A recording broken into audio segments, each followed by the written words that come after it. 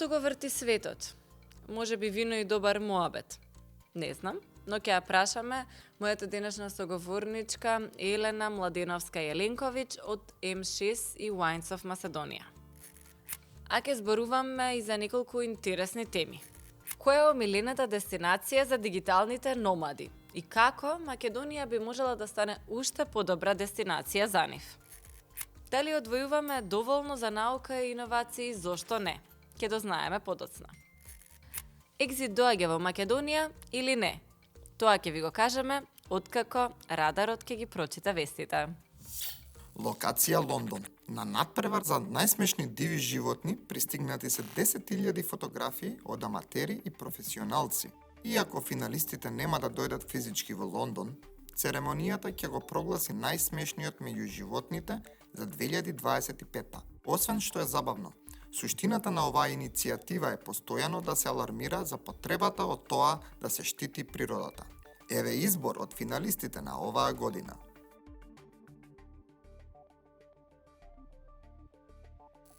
Локација Кина. Богата наследничка на антиквитети и диаманти со личен асистент троши украдени пари. Вака до неодамна живееше Чан Жимин, која со лажен пасош побегна од Кина во Лондон, зад себе оставајќи ги измамени повеќе од 100.000 кинези кои инвестирале во нејзината компанија. Забавата за неа конечно заврши и таа е осудена за купување криптовалути вредни милиарди фунти со пари украдени од кинески пензионери. Локација Њу Јорк. Целосно функционален тоалет изработен од 18-каратно масивно злато вреди 10 милиони долари. Нема да го најдете во нечи дом, ресторан или луксузен хотел, бидејќи се работи за уште едно дело на италијанскиот визуелен уметник Маурицио Каталан, кој за потсетување лани ја продаде оваа банана залепена со сива лента за 6 милиони долари. Патува цела година, а работата си ја носи со себе. Каде им е најубаво на дигиталните номади оваа година? Кој би можел да си дозволи да патува 12 месеци во годината? Ако не, номадите, односно дигиталните номади. Оние кои патуваат и живеат на различни места, а работат онлайн. Многу често тоа се фриленсери, односно ангажирани се како независни професионалци на проекти или водат различни онлайн бизниси. Оваа година Шпанија е најатрактивната земја за дигиталните номади според извештајот на Global Citizen Solution, што и не е некое изненадување. Покрај шунката, Ел Класико и може била Томатина, Шпанија има виза за дигитални номади, висока брзина на интернет, одличен квалитет на живот и правна рамка што води до постојан престој, па дури и државјанство. А безбедноста, здравствениот систем и инфраструктурата се на високо ниво. И Македонија има конји за трка кога се во прашање дигиталните номади. Прекрасни тивки планински градчиња, убава храна, стабилен интернет, низок трошок за живот и што е најважно, многу сакаме гости.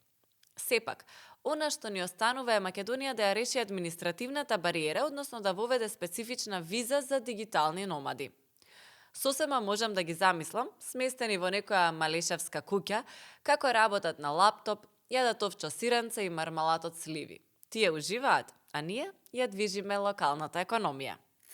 Оди ли Екзит во екзил или доаѓа во Македонија? Организаторите на Екзит летово објавија дека големиот музички фестивал после 25 години веќе нема да се одржува во Србија заради недемократските принципи наметнати од владата.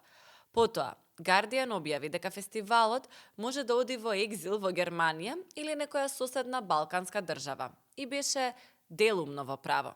Екзит конечно најави глобална турнеја. 6 нови локации во 2026. Мај во Хрватска, јуни во Македонија, август во Малта, октомври во Египет, ноември во Индија, па сепак ќе се врати и во Србија. Ако досега имавте изговор да не одите на Екзит, сега веќе немате. Скокнете го една година ефтиниот јунски аранжман во Грција. Може да си купите шатор и да чекате точна локација. Или што би рекла една позната хаус песна: Music is the answer to your problems. Одвојуваме ли доволно домашното кеса за наука и иновации? Помалку од 1% од бруто домашниот производ одвојува Македонија за наука и иновативен развој. Бројка која е значително пониска од просекот на многу други развиени земји. Чисто за споредба, Јужна Кореја одвојува 4,93%, САД и Шведска 3,46%, Швајцарија 3,36%, Обединетото кралство 2,91%, а Словенија 2,13%. За ова предупредуваат и македонските професори. Ако иновациите се ограничени, а технолошкиот напредок е недоволен, тоа влијае на продуктивноста и конкурентноста на земјата. И да не се чудиме на добро познатиот феномен одлив на мозоци. Ако универзитетите остануваат да бидат само институции за предавање, наместо да бидат центри за иновативно истражување. Но да не биде се така црно, надеж има. Само треба да го искористиме потенцијалот. Според European Innovation Scoreboard 2025, Македонија во последните неколку години нуди поповолна средина за научници и студенти, а станува и поатрактивна за странски студенти на докторски студии. Дефинитивно, ако сакаме напредок, ќе мора да го одврземе кесето и да вложиме повеќе пари за истражување и иновации. А кој има против напредок? Здраво, Елена, што го врти светот? Некои ќе кажат парите, некои љубовта, моќта. Јас би рекла можеби сето тоа, ако размислиме што не води нас, што не врти нас. А тоа, филозофски кажано, е потрагата по смисла на животот. Одличен одговор и апсолутно се сложувам. Сега ќе ти поставам кратки прашања, одговори ми со еден збор ако можеш. M6 или Wines of Macedonia? Па тоа е како да ме прашаш срцето или душата. И двете, би рекла. Работилници за вработени или мотивацијски говори? Мотивацијски говори. Добро. И дали повеќе преферираш да бидеш зад компјутер или во бавча? Па и двете би рекла, меѓутоа ако ме прашаш во што уживам, тогаш е тоа работа во бавча и на нива. И сега, последниот настан на кој што бевме заедно, вие во меѓувреме имавте многу други случувања, меѓутоа јас на кој што имав можност да бидам дел и да го модерирам, беше алхемија на среќето, односно како да се најде среќа на работното место. И вие беше во текот на недела која што тоа го одбележува и вие сте направиле истражување што за мене беше интересно, дека меѓу вработените, дека 80% од вработените ценат едно нешто, а само 50% од компаниите го прават и интересно е дека не се купуваше со пари. Што е со таа анализа и ајде малку за тоа што ги прави вработените среќни и што ги мотивира да даваат на работното место. Па би рекла не дали се среќни, туку дали се задоволни. Значи кога зборуваме за работно место, зборуваме за задоволство на работно место. Тоа што ги прави позадоволни и помотивирани е препознавање на нивните резултати, на тоа што го направиле. Значи, едно добро утро од менаџерот, една тимска работа, значи кога заедно работат и заедно придонесуваат, значи оние основни, најбитни суштински елементи што било кој човек го прават среќен. Но некои од компаниите за жал одат во крајност. Значи мислат дека со тоа што ќе им овозможат фитнес сали на вработените затоа што тоа се случува во Google или во други компании, дека и тука ќе функционира. Значи на луѓето тоа не им значи. Им значи да бидат препознаени, да бидат дел од тимот кој што ќе го стварува резултатите.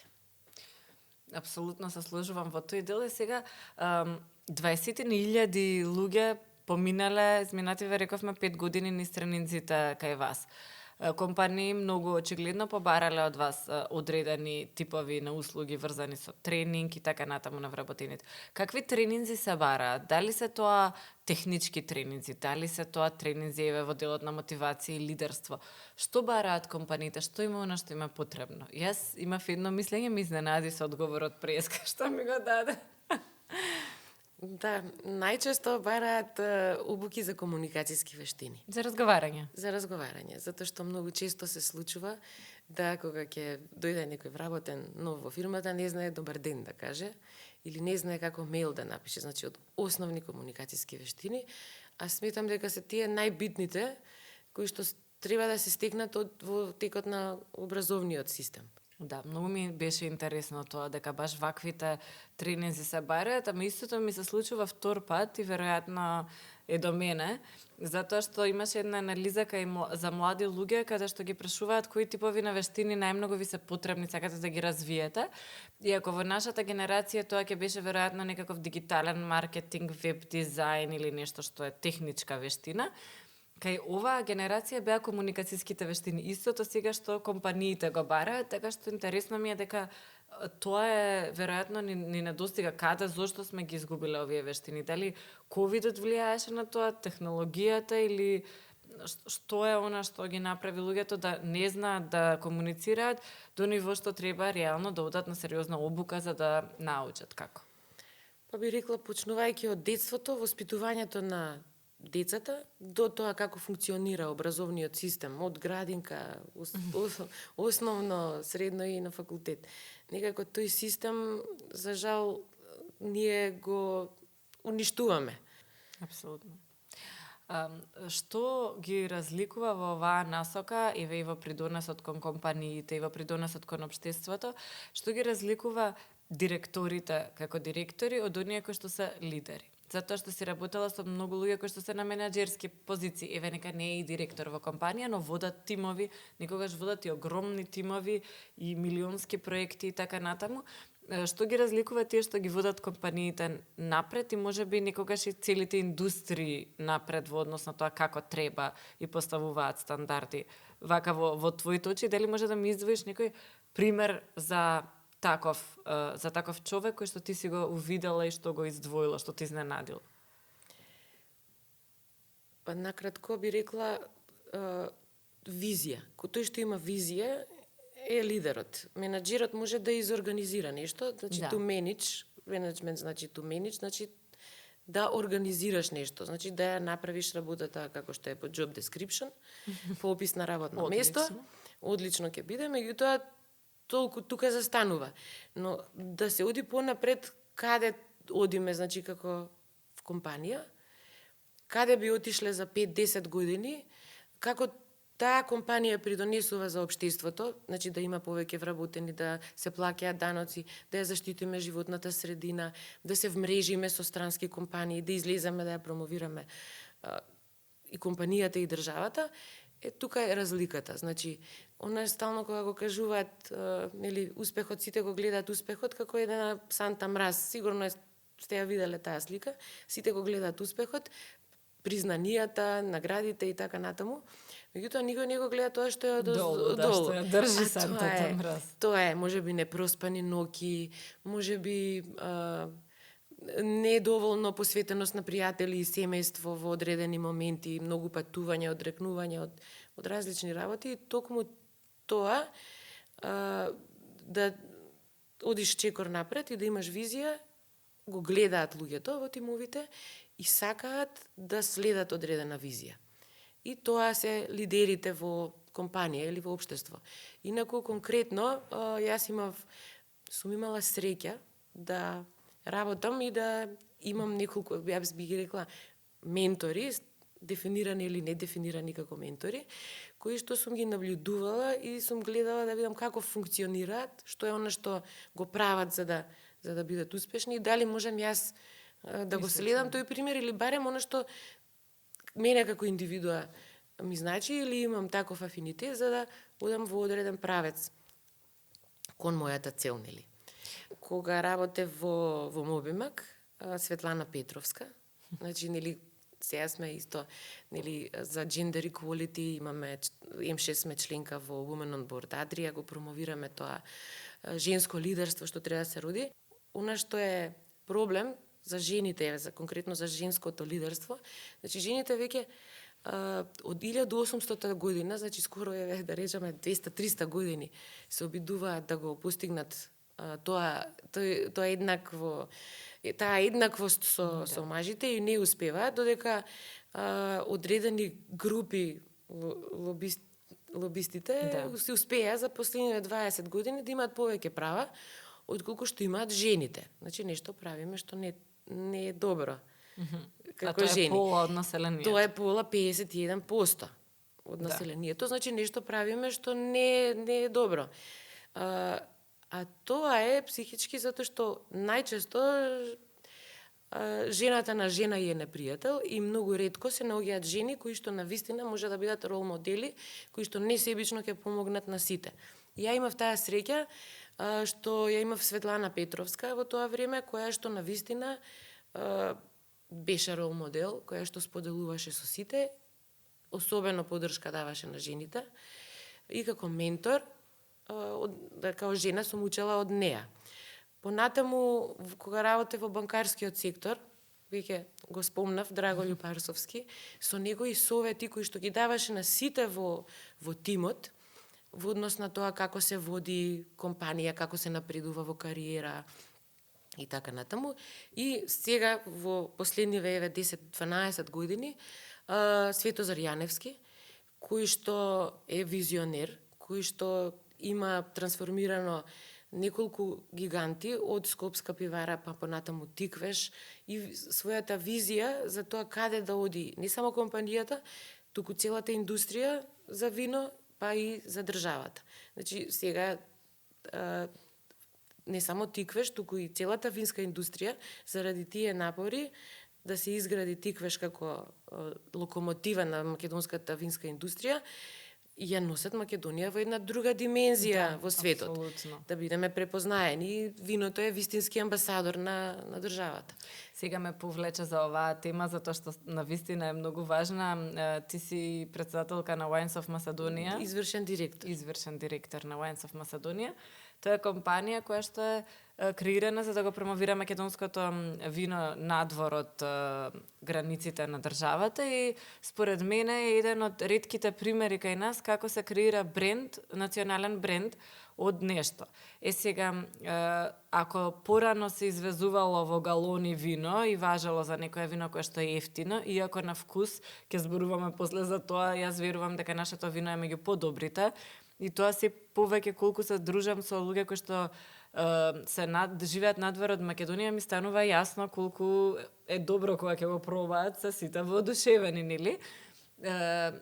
Од друга страна сме го извезувале како ефтино вино. Wines of Macedonia и веројатно работата на големите компании, ги спомнат Тиквеш, меѓутоа и останатите поголеми компании во винската индустрија придонесува да се смени овој начин на гледање на нештото, да почнеме да извезуваме вино како што треба во убави стаклени шишиња и да може да влезете, не знам, во најексклузивен ресторан во Белград и да ве пречека бела вода што е македонско вино или вина на Бовин или вина на Лазар, кои што изгледаат прекрасно и се, нели, како што треба презентирани.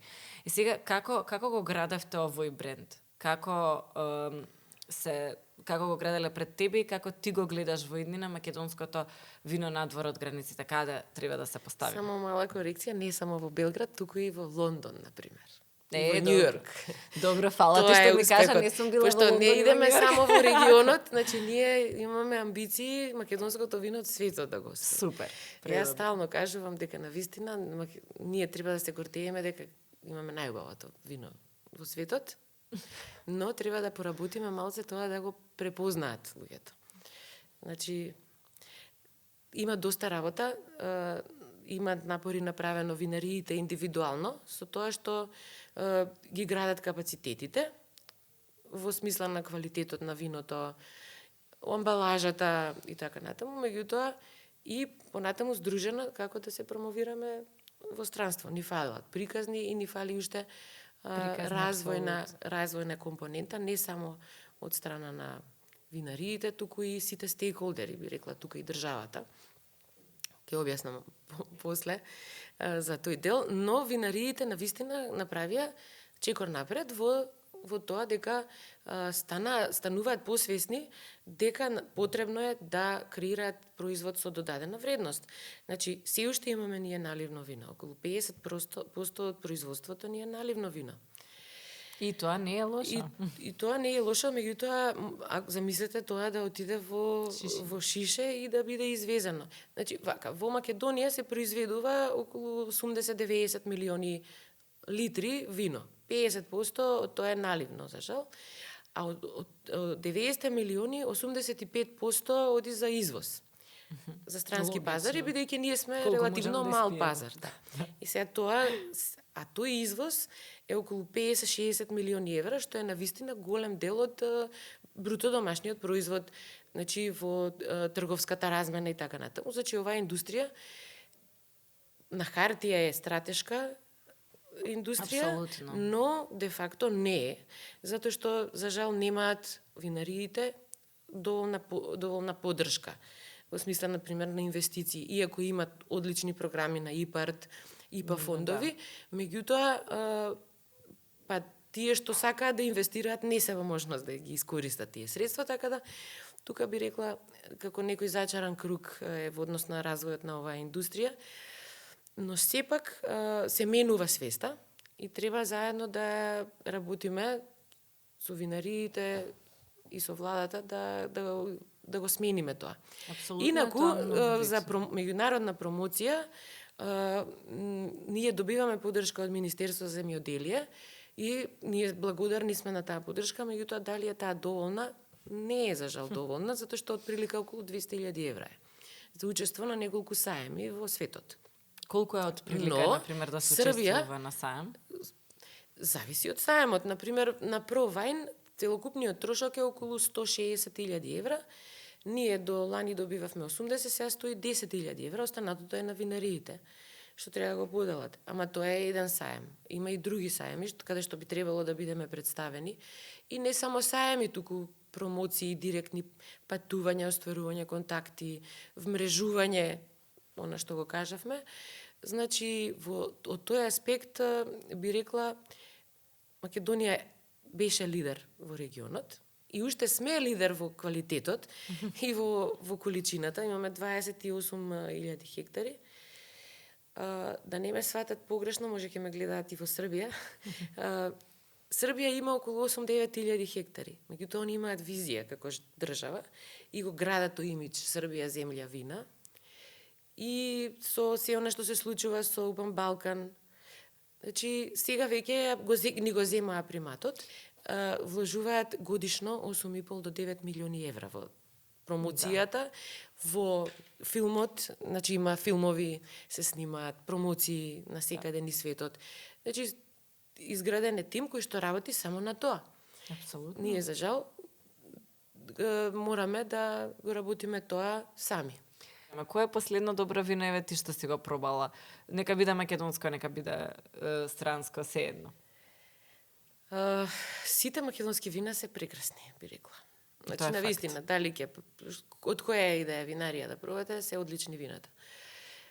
Сега, ние треба да работиме баш на таа препознатливост. Која ти е милена Значи, сорта, ајде?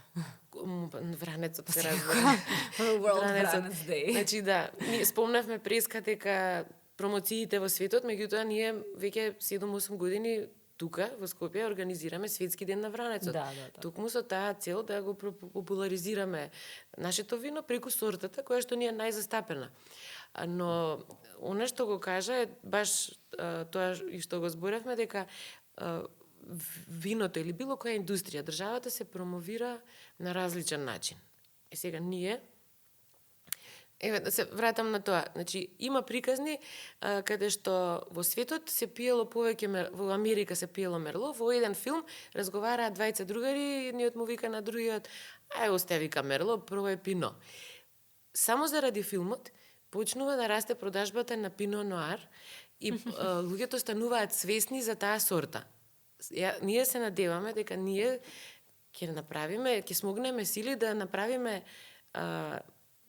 промоција на вранецот како сорта, затоа што ние навистина тука ја имаме и таа е нашата гордост.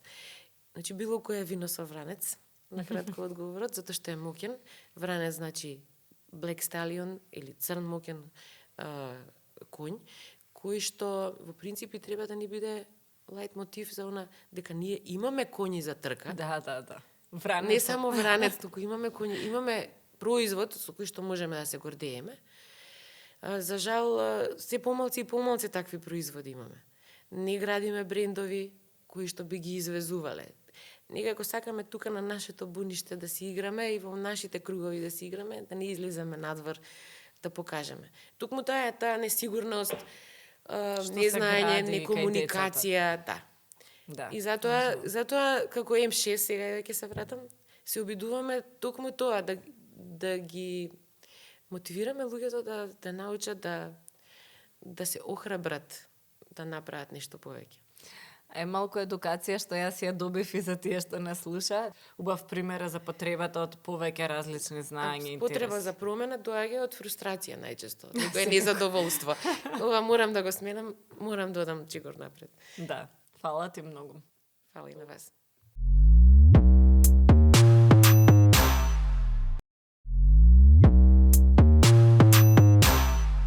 А сега време е за малку музика.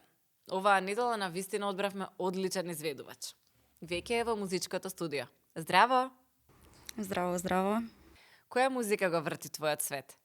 Мојот свет го врти звукот на природата. Многу сакам класична музика, претежно филмска музика.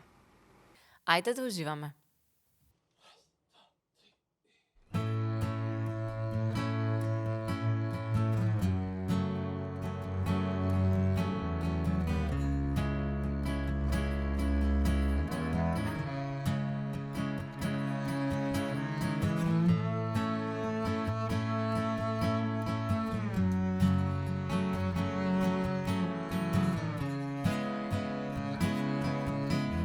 Без тебе, без тебе, без тебе и да имам сила да полетам и да можам светот да го разберам пролет јас да бидам пак во себе без тебе, без тебе, без тебе и да имам крила да полетам и да можам себе да се разберам пролет јас да бидам пак во себе без тебе, без тебе, без тебе.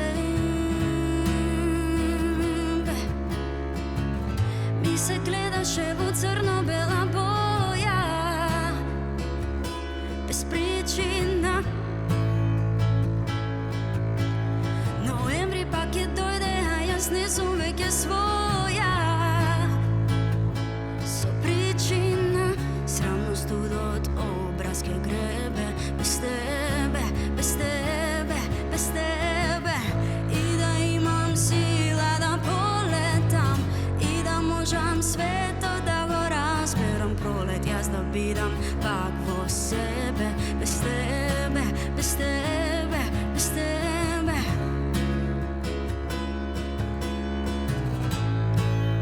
Се разбуди во боја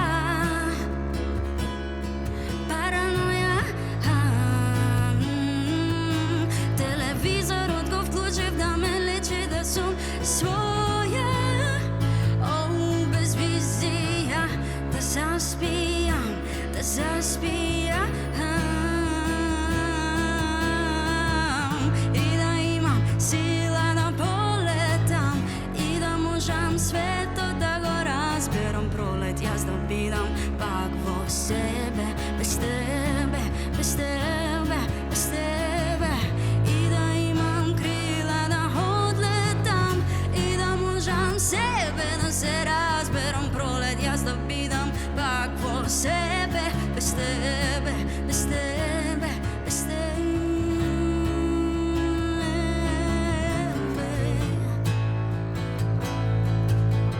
Без тебе,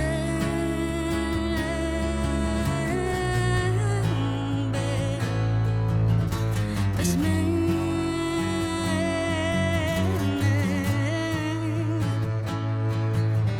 Без тебе, без тебе, без тебе пролет јас да бидам, пролет јас да бидам и да имам сила да полетам и да можам себе да се разберам пролет јас да бидам пак во себе без тебе, без тебе, без тебе и да имам крила да одлетам и да можам себе да се разберам пролет јас да бидам пак во себе без тебе, без тебе, без тебе.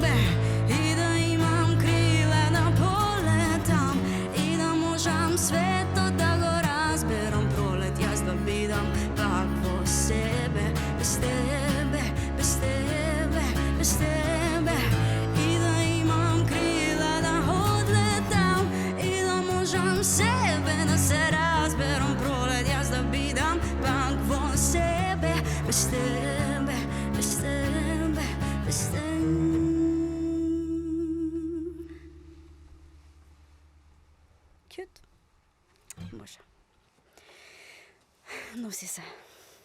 Така се вика песната. Не си го пцујам бендот.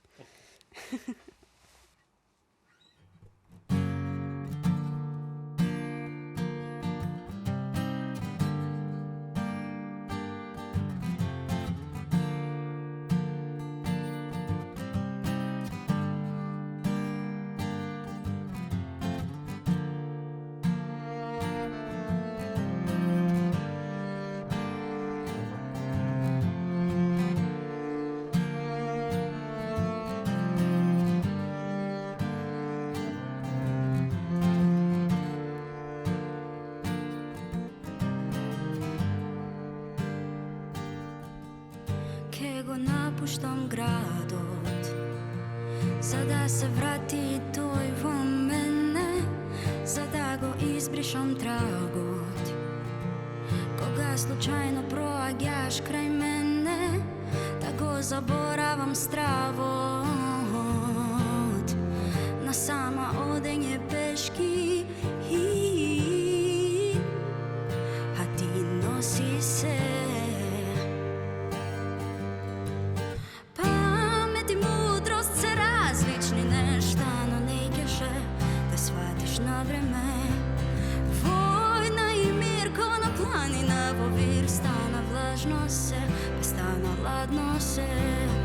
Биди си сам, што бев, кога бев, стана лажно се.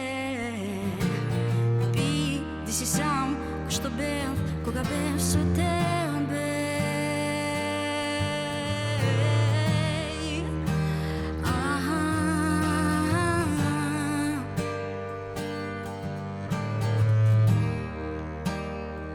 И сега носи се.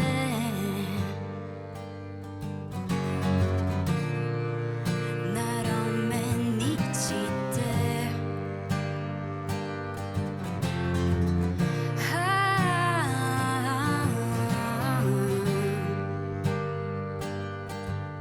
Ке го напуштам градот, за да се врати тој во мене, да го заборавам јадот. Како си немал никоја пред мене, да го заборавам чадот. На сите наши места скопски, кога го истури садот, го уби гладот во мене. Памет и мудрост се различни нешта, но не кеше да сватиш на време. Војна и мир ко на планина, во вир стана влажно се, па стана ладно се.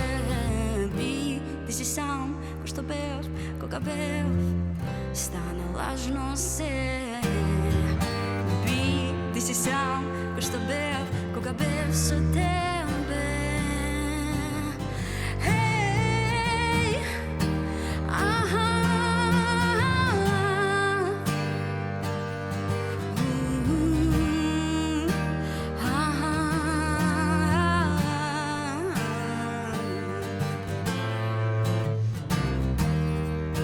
Ми откорнуваш листови, па се вгнездивме. Дење сонувавме на прозори, се разденивме.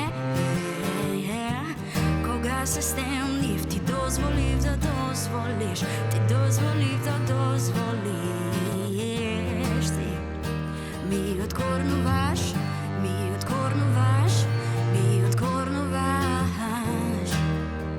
Ти ми откорнуваш листови, па се вгнездивме. Дење сонувавме на прозори, се разденивме. Кога се стемнив, ти дозволив да дозволиш да се срушиме.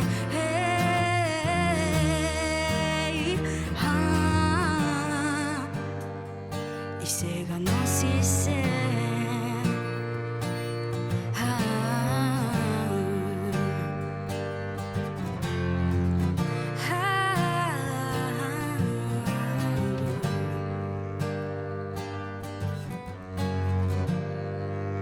На рамениците.